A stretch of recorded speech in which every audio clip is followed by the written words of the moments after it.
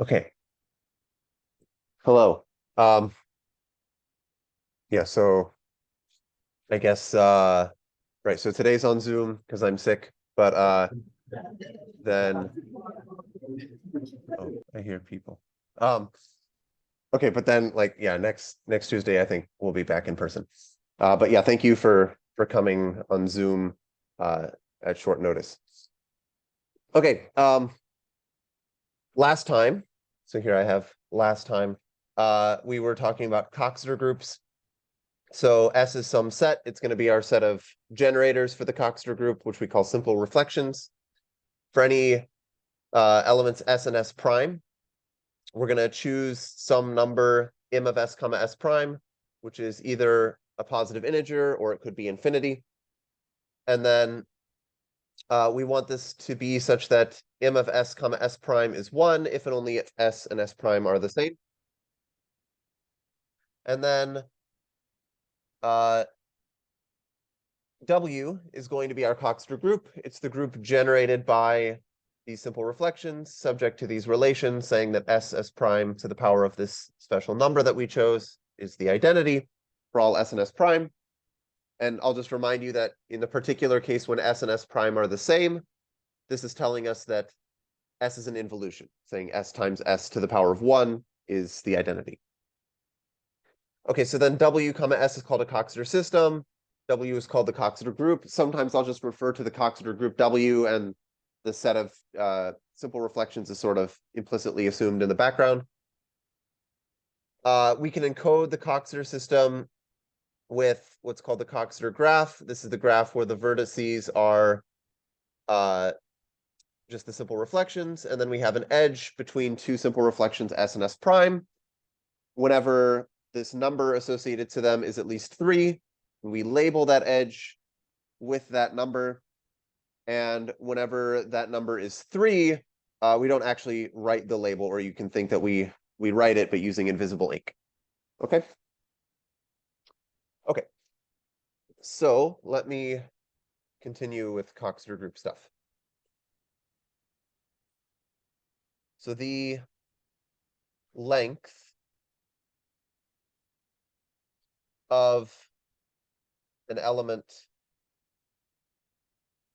of our Coxeter group W, okay, the length of W, which I'll denote by L of W,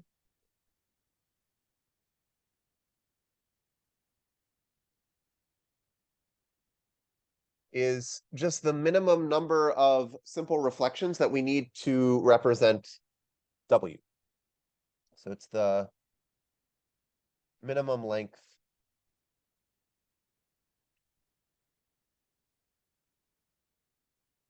of a word over the alphabet of simple reflections that represents W.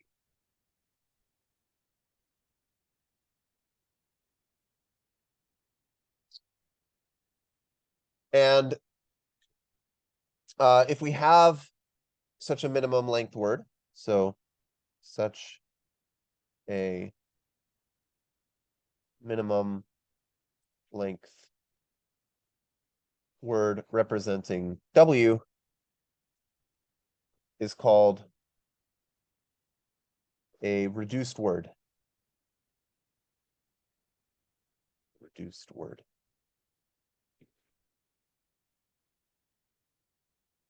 For W. Okay. Okay, so now I want to define a partial order on our Coxeter group so that we have some poset that we can talk about. And this is going to be called the weak order. Sometimes this is called the weak Bruja order. I should also specify that there's sort of two different weak orders. There's the right weak order and there's the left weak order. I'm going to talk about the right weak order, but it's sort of isomorphic to the left weak order. Okay, so let me say right. I guess, okay, the reason I'm making this distinction is because most of the time I'm just going to talk about the right weak order, but I think there will be a time at some point when I have to talk about the left weak order also. Anyway, for now we just have this. So this is a partial order on W. It is, okay, the partial order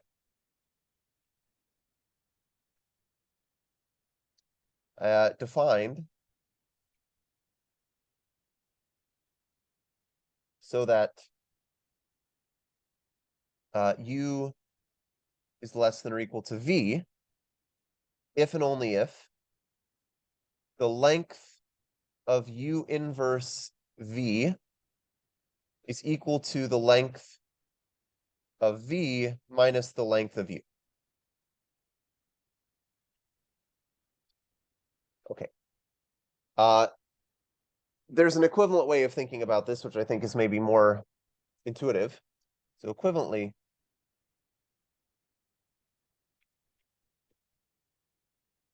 U is less than or equal to V if and only if there exists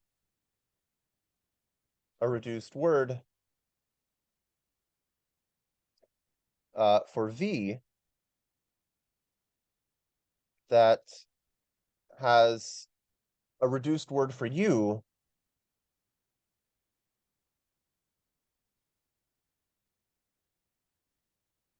as a prefix.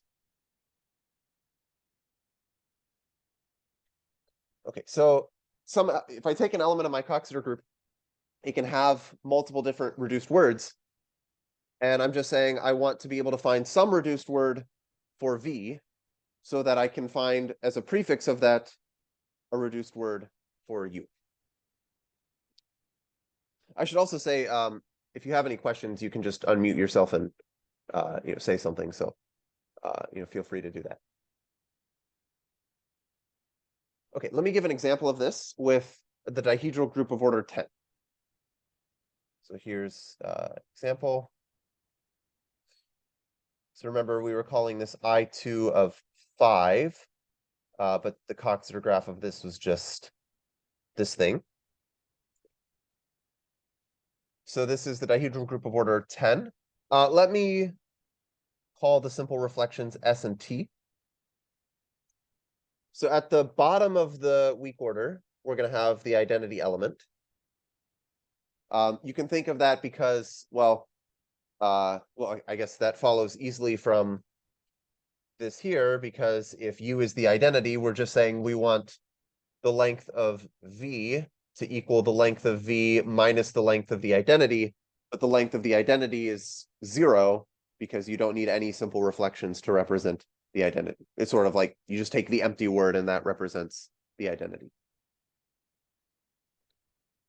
Okay, but then below that, we're going to have the two simple reflections will be covering this. So we'll have S here and we'll have T here. And now above S, we're going to have ST. Right, so this is above S because, well, ST is a reduced word for this element, and it has a prefix, which is S, which is a reduced word for S. And similarly over here, I have TS covering T. Now, if I go another step up here, I'm going to have STS, which has ST as a prefix. And then here I have TST, which has TS as a prefix.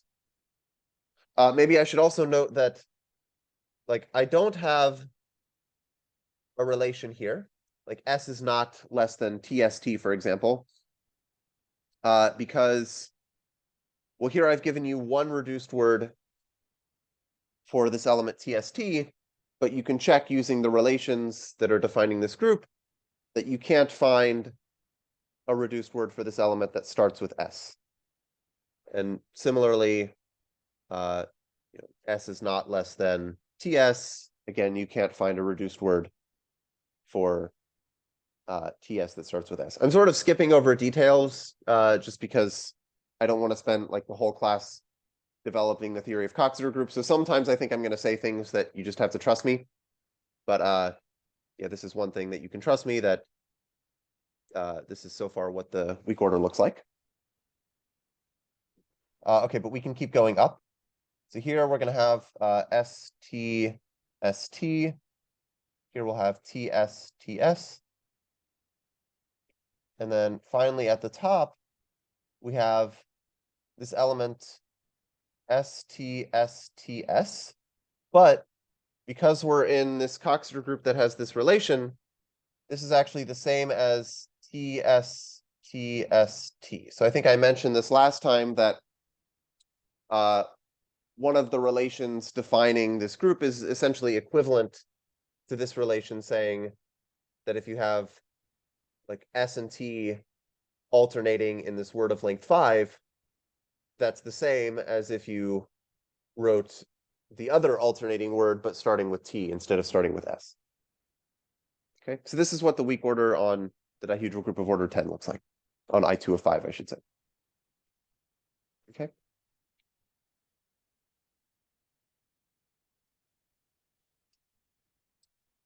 Okay. So now a reflection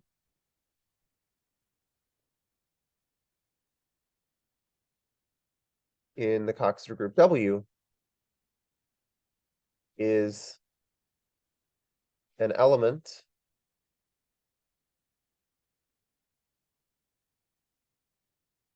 of the form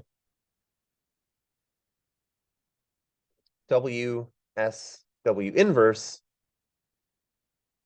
for some W in the group and some simple reflection S. So I'm just saying that a reflection is something that is conjugate to a simple reflection.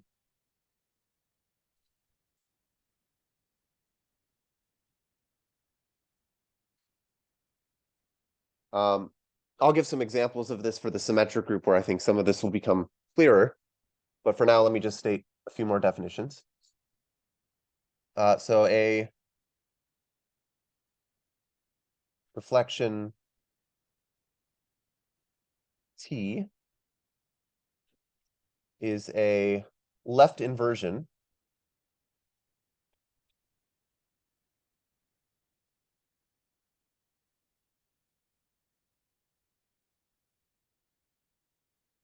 of an element W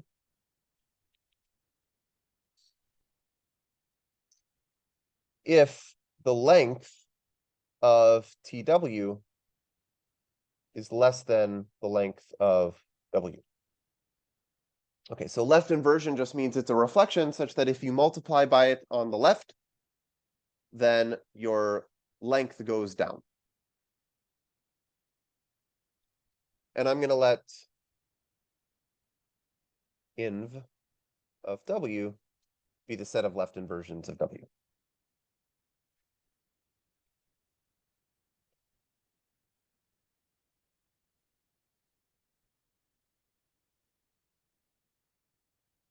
Okay. And here's a fact that I'll just state.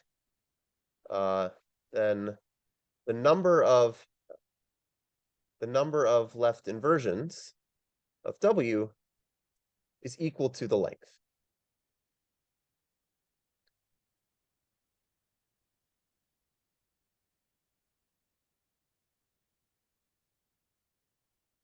And this notion of left inversions also gives us an equivalent way of defining the weak order. This is another fact that I'm not going to prove. For any elements U and V in W, we have U less than or equal to V in the right weak order, if and only if the set of left inversions of U is contained in the set of left inversions of V. So you can also think of this partial order as just containment of inversion sets.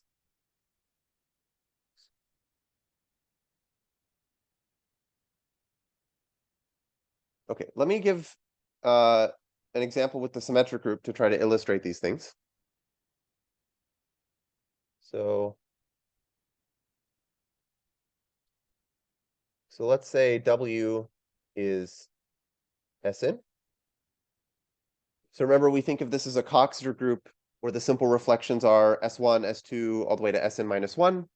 And here Si is the transposition that swaps I and I plus 1 in the symmetric group. So in this case, okay, so simple reflections, as I just said, are adjacent transpositions.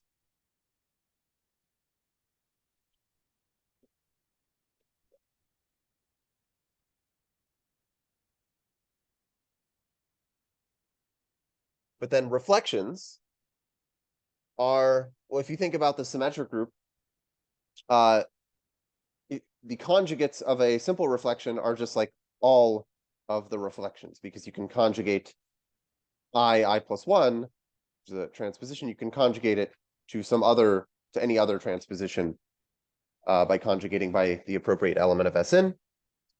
So the reflections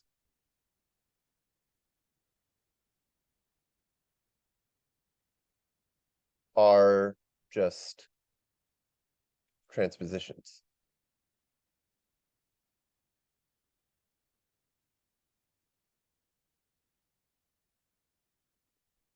So now, what is a left inversion? Well, I guess I'll write this. Okay, a left inversion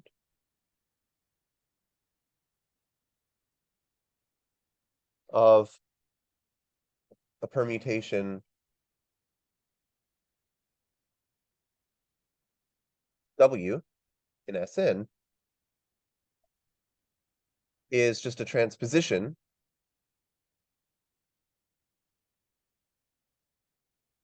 say Ij such that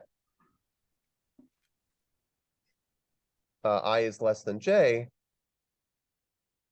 and W inverse of I is greater than W inverse of j.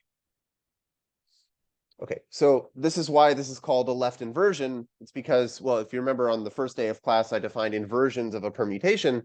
And I said, well, an inversion of a permutation is just a pair of numbers that are out of order in the permutation. But saying that I and j are out of order in the permutation, well, that's exactly saying this, that I is less than j and W inverse of I is less than W inverse of j. And you can see that, well, okay, I'll just ask you to believe me that the length of a permutation is the number of inversions. So in the symmetric group, the length of a permutation is just the number of pairs of integers that are out of order. Now, if you have this pair of integers that are out of order, so I is less than j, but I appears after j in the permutation, if you multiply by this transposition on the left, then you're going to remove that inversion. It's going to put those numbers into the correct order. And so then actually the number of inversions will go down. So that's why we have this condition here saying that the length of the inversion times W should be less than the length of W. Right, so this is like the Coxeter theoretic way of describing this this idea that you want to be able to take this pair of numbers and put them into the correct order when you multiply on the left. Okay. Let me draw the weak order for S3. I did this on the first day, but I can do it again. Okay, so let's say n equals 3 now. So on the one hand, I could draw the weak order just representing permutations as like one-line notation of permutations. So I would have 1, 2, 3, let's say 2, 1, 3, and here 1, 3, 2, and then 3, 1, 2, 2, 3, 1, and 3, 2, 1 at the top. But I could also do it by thinking about these elements in terms of reduced words. So I could say, okay, well, 1, 2, 3 is the identity. 2, 1, 3 is just S1. So this is the transposition that swaps 1 and 2. And then 1, 3, 2 is S2. And then above this, I'm going to have S1, S2, which is the same as 2, 3, 1. And then over here, I'm going to have S2, S1, which is the same as 3, 1, 2. And then at the top, I have 3, 2, 1, which is S1, S2, S1. But actually, I could also write that as S2, S1, S2, because there's this relation. It's called a braid relation, I should say. Okay. And okay, so over here on the right, this is illustrating the weak order using the definition that I gave first, where I'm just saying that you look at the reduced words and an element u is less than or equal to an element v if you can find a reduced word for v that contains a reduced word for u as a prefix. But over here, you can see it more apparently in terms of the inversion sets. This is actually how I defined it on the first day of class, where you say, well, okay, the set of inversions of 2, 1, 3, for example, is just the pair 1, 2. The set of inversions of 2, 3, 1 is the pair 1, 2 and the pair 1, 3.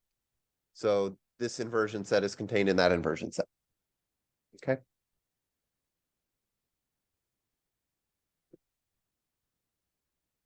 Any questions?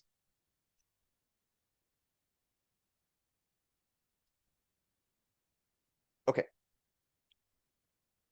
So there's this theorem due to Bjorner from 1984. It's a cool theorem. And it says, let W be a Coxeter group.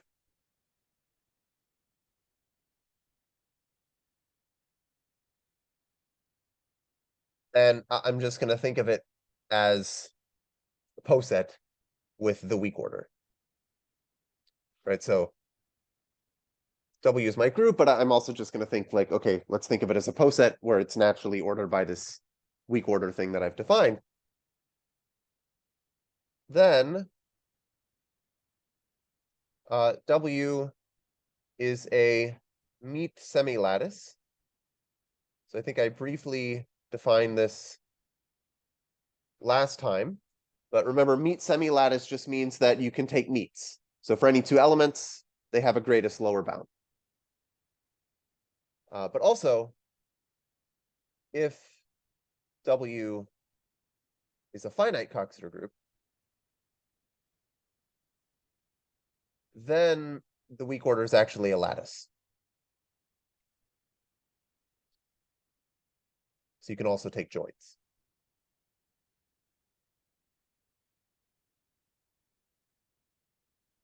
Okay.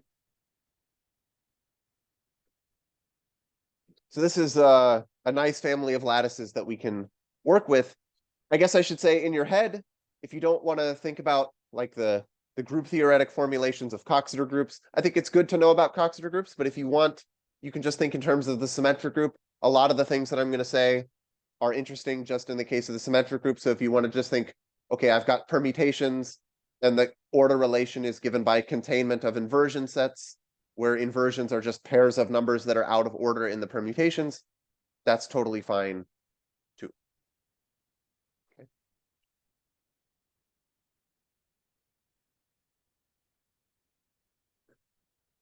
Okay, let me also mention another theorem, which is due to, okay,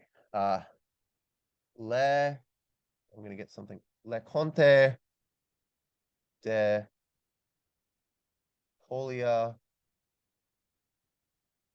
Barbu. It's one person, I think, from 1994.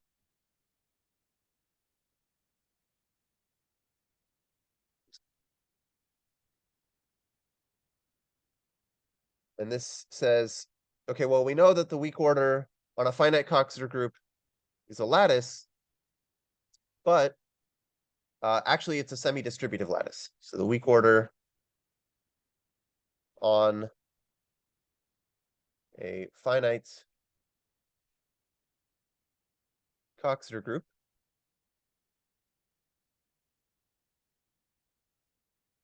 is a semi-distributive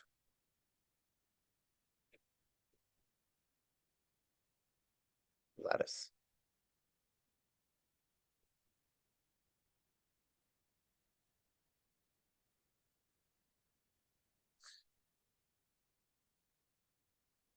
So one thing we could do with this is we could say, well, last time I told you that we can define row motion on any finite semi-distributive lattice.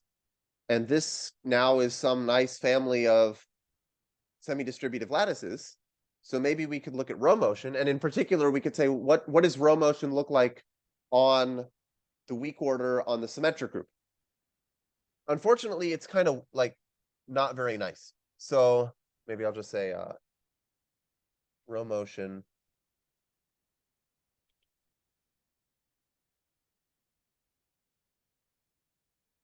on the weak order on Sn seems bad. Like, I think you can just do experiments where you look at the symmetric group of S4, S5, S6, S7, look at what row motion does. You look at the orbits; they don't seem to be particularly nice as far as I know. But we are going to find some sublattices of the weak order that will be nice for row motion.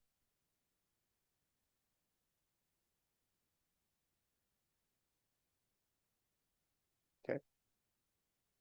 Oh, actually, I just thought of this. I think it should be nice on the dihedral group. And maybe I could ask you to understand that. Maybe that would be a good piece of problem.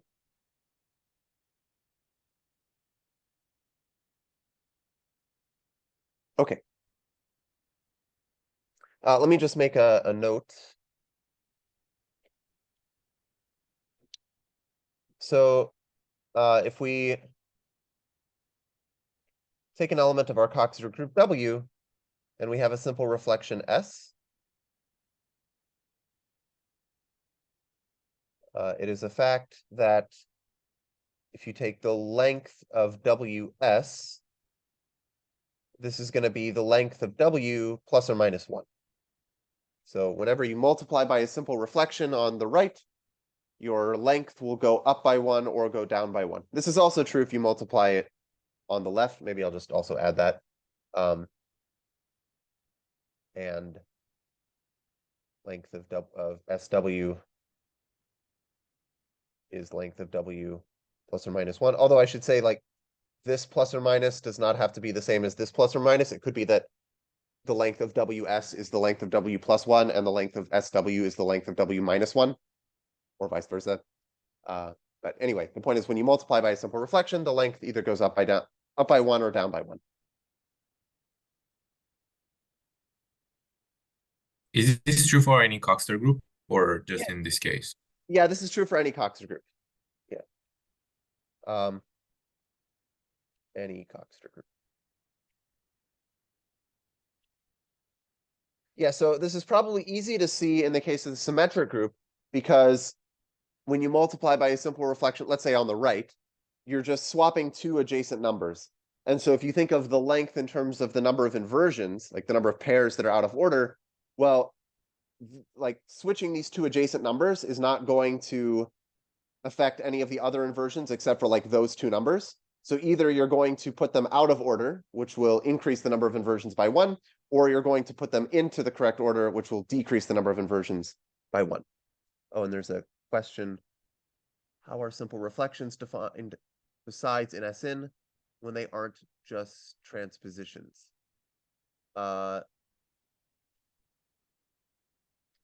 Well,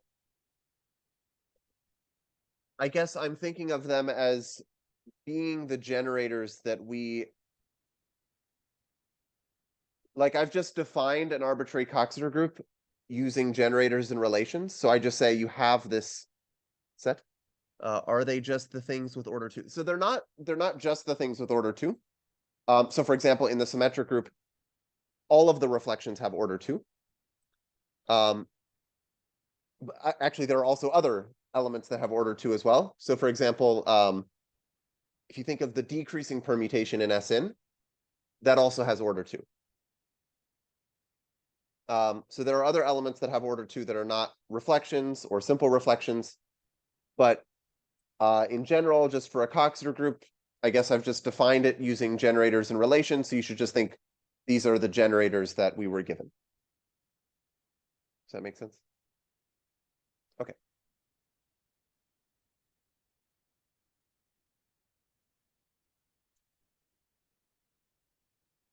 Okay, so using this fact, I'm going to define a right descent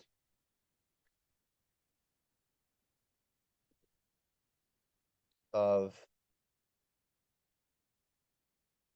an element W in our Coxeter group to be a simple reflection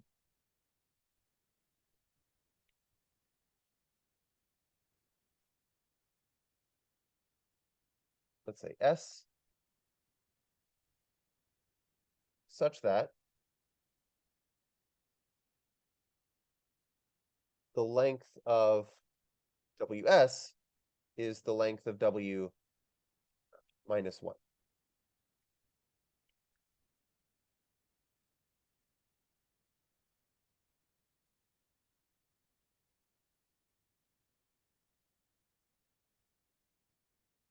And so if you think about this in terms of the symmetric group, actually, okay, let me get there in a second. I'll describe more of this in detail for the symmetric group. I think a lot of what we'll focus on is just the symmetric group, so we can think about it combinatorially in terms of permutations. But let me just say that an element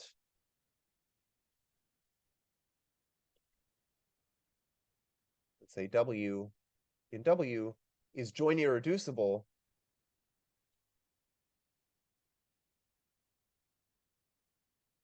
in the weak order. Joint irreducible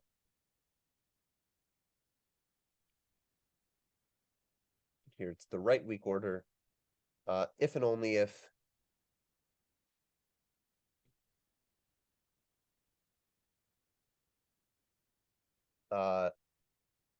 W has exactly one descent.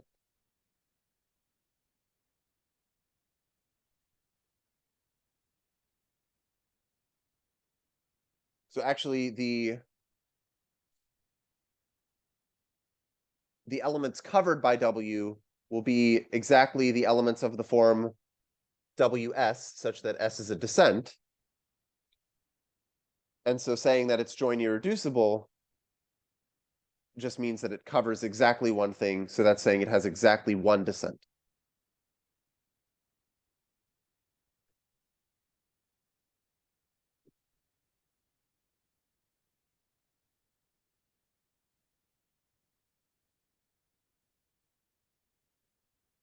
Okay, so let's specialize to type A. So when I say type A, what I'm meaning is basically the symmetric group, but it's referred to as type A because in the classification of finite irreducible Coxeter groups, these were referred to as AN. So AN was the symmetric group, Sn plus 1.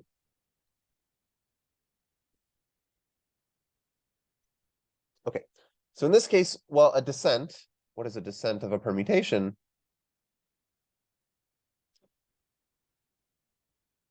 A descent of a permutation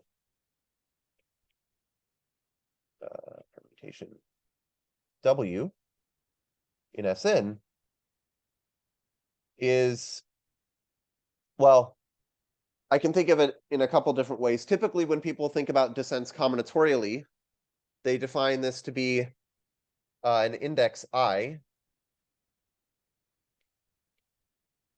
between 1 and n-1, such that W of I is greater than W of I plus 1. But if I want to think of this in terms of the definition that I gave here, it's really the simple reflection that swaps I and I plus 1. So as a simple reflection,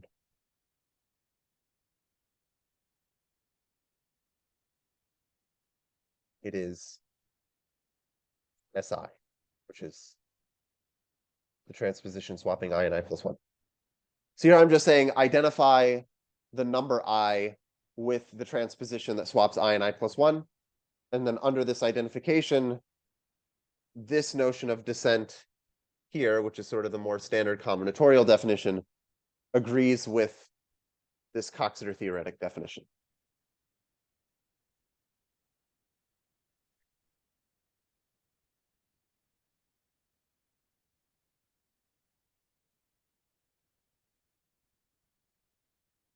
So I like to represent permutations pictorially by plotting them.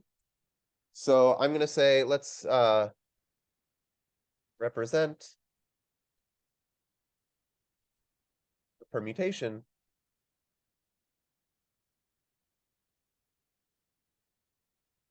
W by plotting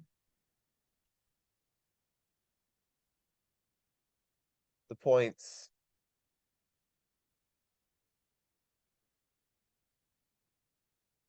just I, comma, W of I for all I. So I'll call this the plot of the permutation. And as an example, if I took the permutation 4, 1, 6, 3, 5, 2, that looks like this. So I have a 4 here, 1, 6, 3, 5, 2. Right, so this would be like, this is 1, comma 4. This is 2, comma 1. This is 3, comma 6, and so on.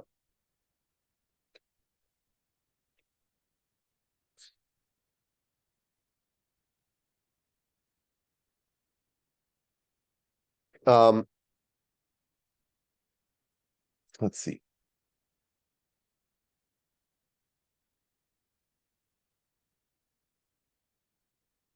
Okay, so notice that this permutation that I drew here is not joint irreducible because it has more than one descent.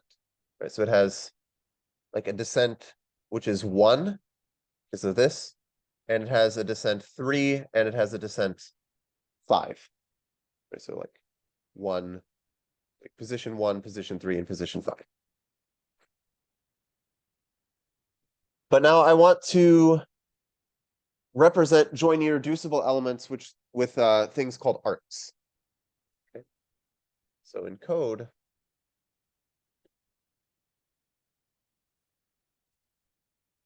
joint irreducibles, and this is just for the symmetric group. So this is like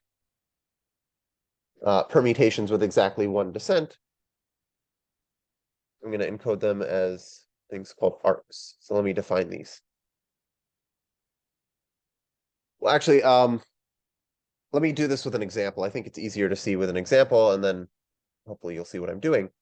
Let's say I took this permutation 1, 4, 5, 6, 2, 3, 7. So this is a permutation that has one descent, because you can see it goes up, up, up, and then down, up, up. So the only descent is 4, because the fourth number is bigger than the fifth. I can plot this permutation like this. Okay, so I want 1 here, then I'll go up to 4, 5, 6. Then I want to go down to 2,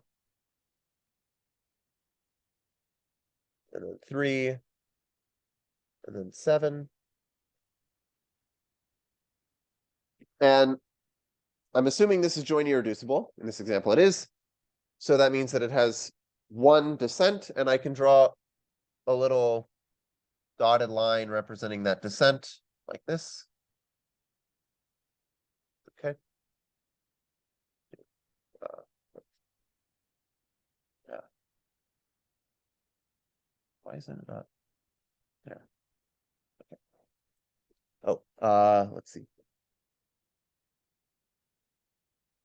A little confused about why I plus 1 is a descent / connection between cover theoretic definition and combinatorial definition. Okay, I'm trying to interpret what this says. If you compose I plus 1 with a permutation where I and I plus 1 are a descent in there, wouldn't it become an ascent, i.e., if W of I equals in and W of I plus 1 equals 1, then W of I. Okay. Yeah, okay. So what I'm saying here is, let's take this example. There is a distinction between multiplying on the left and multiplying on the right, so we have to make sure we're multiplying on the same side. Here I want to be multiplying on the left side. If I take this permutation, let's say this is W, note that if I do 4, 5 times W in the symmetric group, this is going to swap. Oh, hold on. It says my internet connection is unstable. Okay, maybe it's okay though. So I have 4, 5 times W. Oh, sorry. No, I want to do it on the other side. My bad. So the right descent is defined this way. So a descent is not the same as a left inversion, or I should say, I'm defining a right descent, and I had left inversions, and there's a distinction between these because the left inversions involve multiplying on the left, the right descents involve multiplying on the right, so maybe that could be a source of confusion. But in this case, I want to multiply on the right. And if you multiply on the right, this has the effect of swapping the numbers in positions 4 and 5. So that's going to be 1, 4, 5, 2, 6, 3, 7. And in the weak order, this will actually just take you down 1 step. I think I didn't really justify this, but this is true. I guess one way you can think about this is think about what are the left inversions of these things. Like, if you think about the left inversions of this permutation here, well, they're going to be the same as the left inversions of this permutation, except for 2, 6. So the only difference in terms of the left inversion sets is that I have taken 2, 6, which was an inversion here, and now it's not an inversion. So it makes sense that this should be a cover relation in the weak order, because if I think of the weak order in terms of containment of inversion sets, I've just decreased the number of inversions by 1. I've just removed 1 inversion. You can also see that just if we go back to like S3, you can see that like, I mean, it's kind of a small example, but this permutation 2, 1, 3 has 1 descent, which is in the first position. If I remove that descent, I get 1, 2, 3. So that's why I have this cover relation.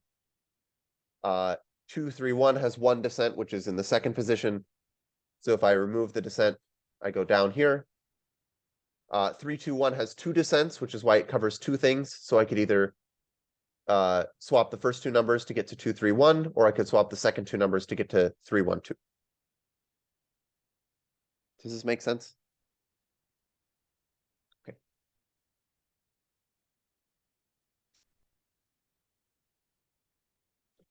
So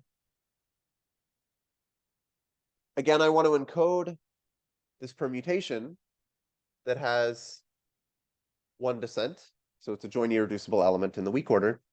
I want to encode it with what I'll call an arc. So I do this by plotting the permutation and then drawing this little dotted line representing the descent. And now I'm just going to imagine taking all of these points and squishing them so that they all lie on a horizontal, or sorry, on a vertical line. So I'm going to like compress them this way. And this little dotted line is going to become an arc. So let me show you what I mean by this. So this is the plot. But over here, this is what will be called the arc diagram, where I have the same points, but they've been squished horizontally.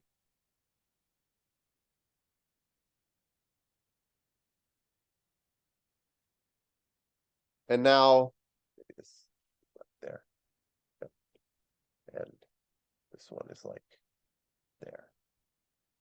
And this one is like there. Okay, I didn't draw this super well, but yeah, something like this. Yeah, there. Then my arc basically does this. So it's going to start here at this dot. And because these 2 points here were on the left side of this dotted line, those are going to stay on the left side of my arc. So it's going to be like this. And then this point here was on the right side of my dotted line. So it's going to stay on the right side of the arc. And then the arc is going to come down and attach to this point here. Okay. Right. So you can imagine you just have like this piece of string connecting those 2 points, like the point at height 6 and the point at height 2. And when you squish them, then the string has to stay on the right side of these 2 points, and it has to stay on the left side of this point. Okay.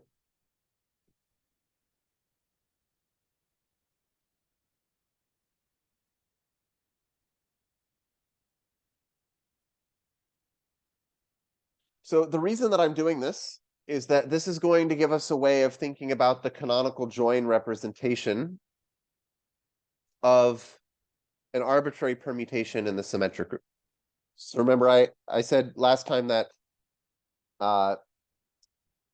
when you have a semi-distributive lattice, and we know the weak order is semi-distributive, in this case, you can label the edges of the Hasse diagram of the lattice with joint irreducibles in this canonical way. And then when you have an element, you can look at the labels of the edges going down from it. And that set of joint irreducible labels is called the canonical join representation of that element. I was calling this like D of U, where U is the element. And so we want to describe this very concretely and combinatorially in terms of permutations and arc diagrams. So I'm going to do that using this definition, which is due to Nathan Reading from 2015.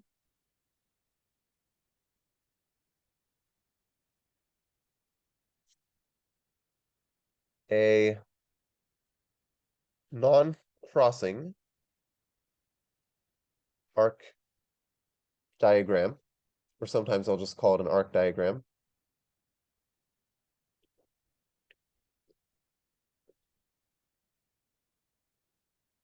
is a collection of arcs, like what I drew above, well, that do not cross.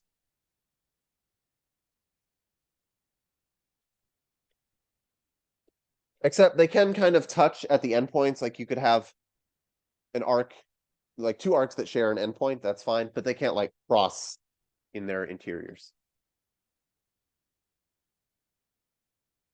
And it turns out that these non-crossing arc diagrams are actually in bijection with permutations.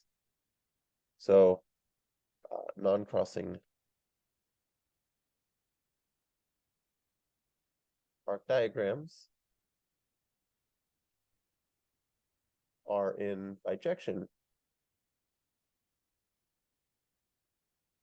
with permutations.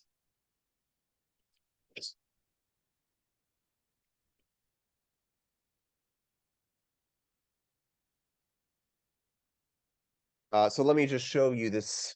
I think I'll just give an example, and that should probably illustrate what the bijection is. Let me do this down here.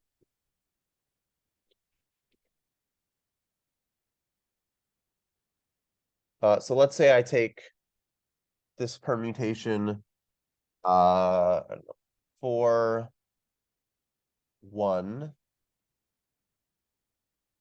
8, 3,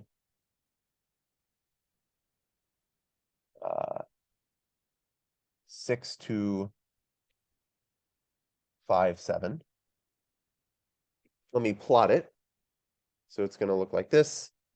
Maybe I'll try to do this intelligently. So I'll put the 8 here, and then this should be 7, 6, 5, 4, 3, 2, 1. So I want the 1 here. This should be the 4. The 3 should go here. The 6 should go here. The 2 should go here. 5 and 7. Okay, so you can see this is it's like 4, 1, 8, 3, 3, 6, 2, 5, 7. Okay. And now I'm just going to say for every descent, let me draw my little piece of string. So I have a piece of string from 4 down to 1. I have a piece of string from 8 to 3. And I have a piece of string from 6 to 2. And now I do exactly the same squishing procedure. And the strings sort of get squished in the obvious way, except they're not allowed to cross. So over here, what I end up getting, okay, so this is the plot. And this over here will be the non-crossing arc diagram. So I should have these points.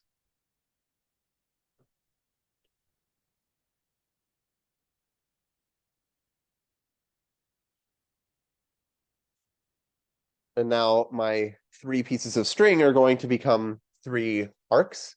So one is going to be like this. So this one, actually, maybe let me use different colors so that you can even see obviously where they're coming from. So let's make this, I don't know, green. Let's make this one blue. Okay, so that one, the red one is there.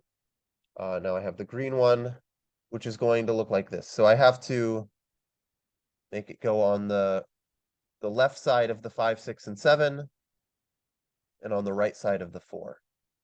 So it's going to go like this.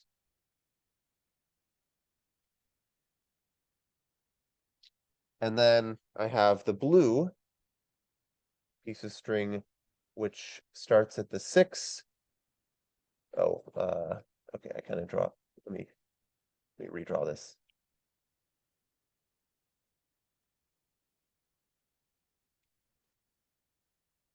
Okay, so the 6, it should go like this, and then it should go down to the 2. Okay. So this over here on the right is my non-crossing arc diagram. You can see it's a collection of arcs. None of them cross each other. And it corresponds to my permutation on the left. Okay.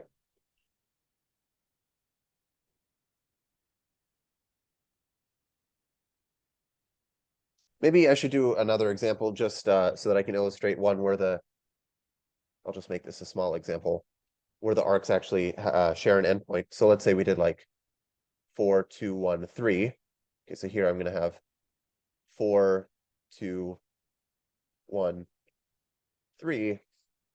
And I'm going to have maybe a red piece of string here and a green piece of string here. And now my arc diagram over here is going to look like this.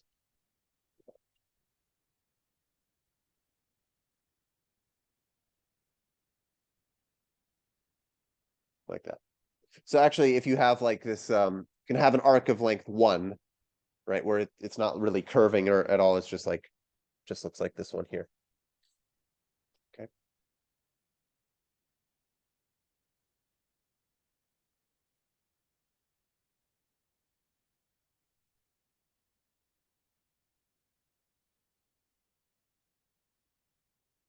Okay. So here's the theorem that Reading proved.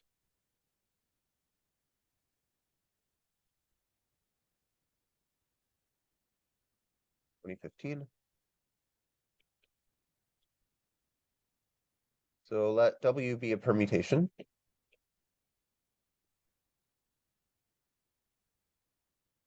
And let A1 through AR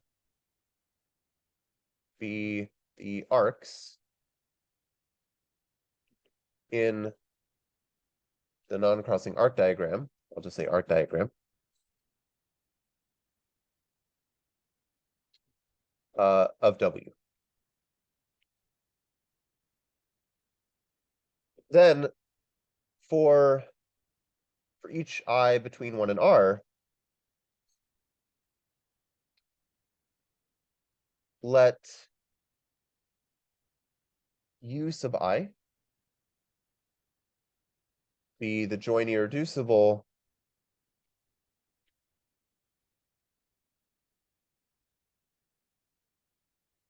permutation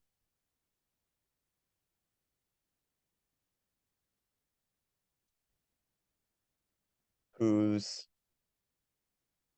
arc diagram has just the arc A sub I.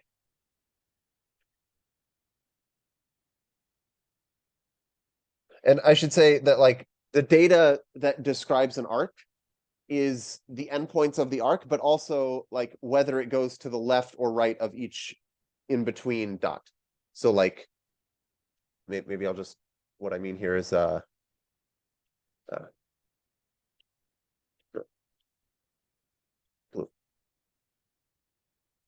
Okay, I'm not allowed to have this, but the point is that like that red arc here, like this arc is not the same as that arc. Those are considered as different arcs. Okay. Then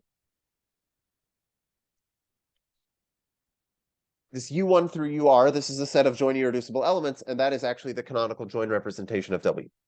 So then U1 UR is the, say, CJR, so the canonical joint representation of W.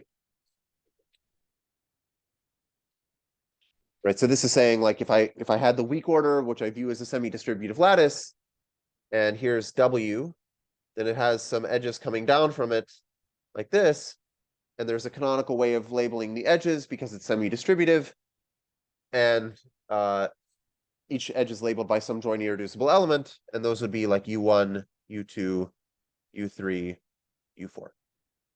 Okay.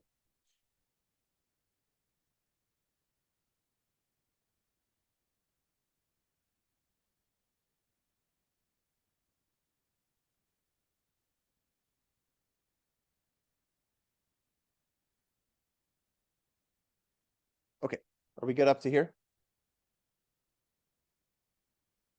All right, then I am going to, okay, so this is the weak order. I'm now going to talk about another nice family of lattices. These are called Tamari lattices, and they are sublattices of the weak order that have very nice properties. And in fact, we'll see that row motion is nice on Tamari lattices.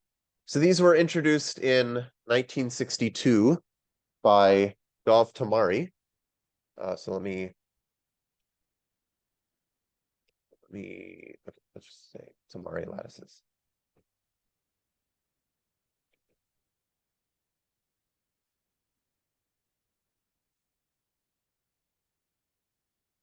Okay,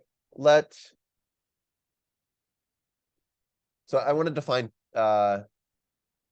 pattern avoidance in permutations. So let's say U is a permutation in SK,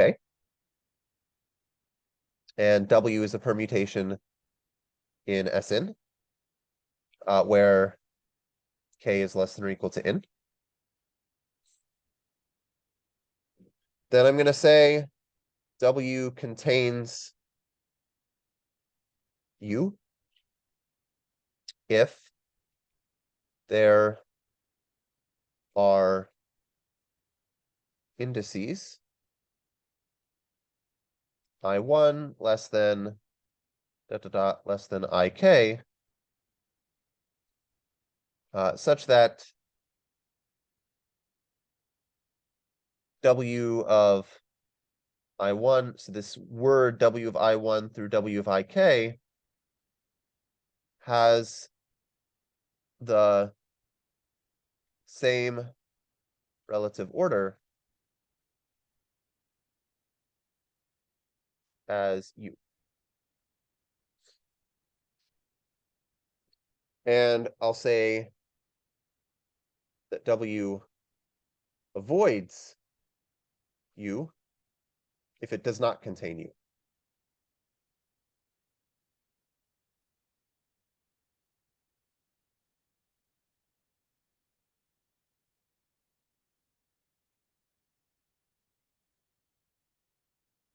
Okay, so let me give an example. Let's say I take 2, 6, 3, 5, 4, 1. So this contains the pattern 3, 1, 2, because I can pick out, let's say, the numbers 6, 3, and 4. And you can see 6, 3, and 4 have the same relative order as 3, 1, and 2, in the sense that, like in 6, 3, 4, the first number is the biggest, the second number is the smallest, and the third number is the middle value. And in 3, 1, 2, that's also first number is the biggest, the second number is the smallest, the third number is the middle value. You can also think of this in terms of the plot of the permutation by saying, like if I plotted 2, 6, 3, 5, 4, 1, and I pick out the points corresponding to the 6, the 3, and the 4, then those 3 points, like the shape of them is the same as the shape of the plot of 3, 1, 2. That's all that means. As another example, you can check that this same permutation, so 2, 6, 3, 5, 4, 1, or no, actually, sorry. Let me switch it a little. Let me swap the 3 and the 6. So this permutation, I believe, avoids 3, 1, 2. Like if I plot this permutation, it looks like this. And you can see that you're not going to be able to pick 3 points so that their shape is the same as the shape of 3, 1, 2.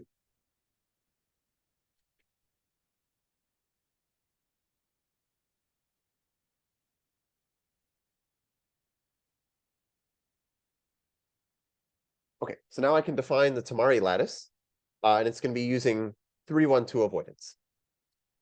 So there's this theorem, which is due to Bjorner and Wax from 1997.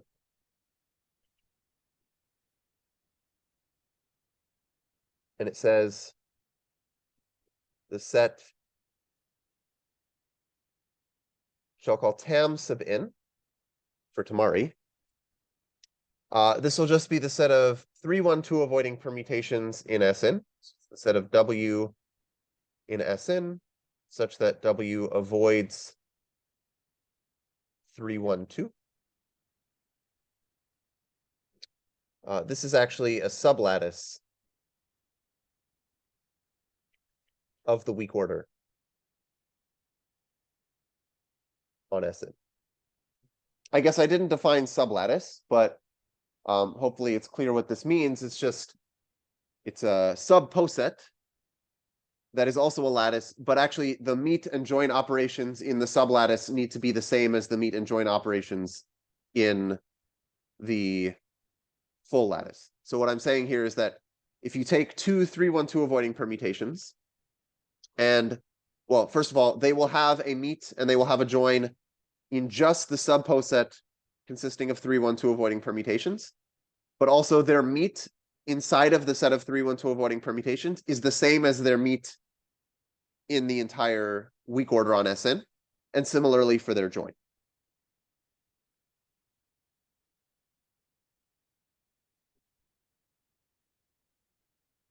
Okay, so I'll just say Tam sub n is called the nth Tamari lattice.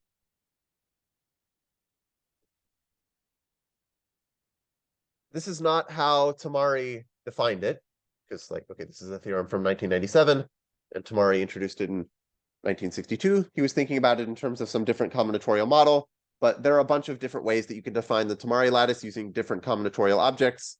One of them is 3-1-2 avoiding permutations, but they all give you isomorphic lattices. And that's one of the reasons that this is nice, is just it shows up in a bunch of different places in various different forms.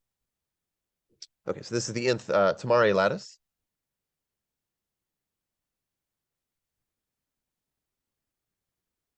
And it was introduced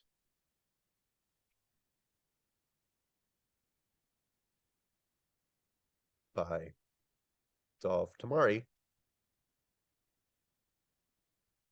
in 1962.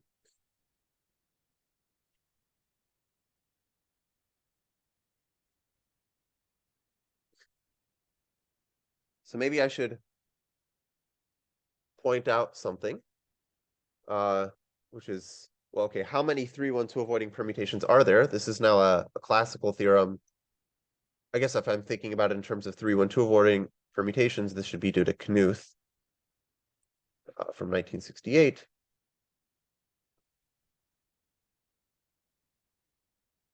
So the number of 3-1-2 avoiding permutations in Sn is the nth Catalan number, which is 1/n plus 1, 2n choose n.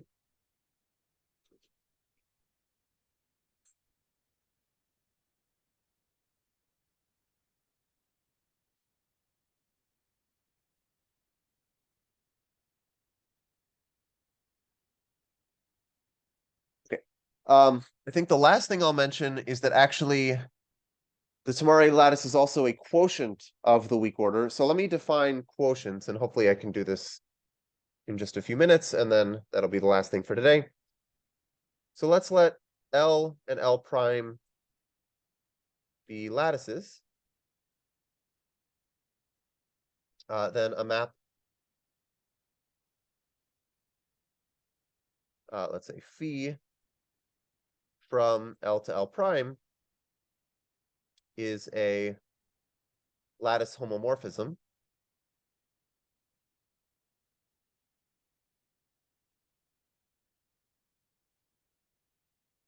if, well, this is sort of the obvious thing if you think about lattices in terms of the meet and join operations, like algebraically, this is just saying if phi of the meet of x and y is phi of x meet phi of y, where the first meet is in L and the second meet is in L prime. And similarly for joins. So phi of x join y is phi of x join phi of y. This is for all x, y in L.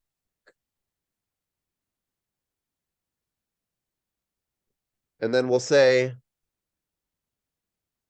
L prime is a quotient of L if there is a surjective lattice homomorphism from L to L prime.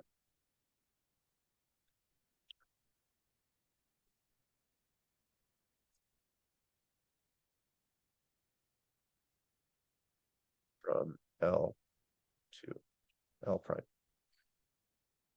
Okay. So this is just like the same way that you would maybe think of a group, like a quotient groups or quotient rings or like, other algebraic structures. It's just there's a surjective lattice homomorphism.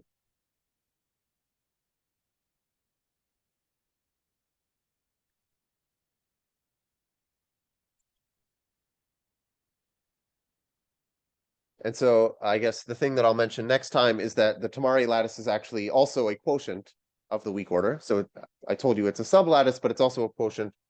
And I guess I'll start with that next time. So I think that's all for today. Let me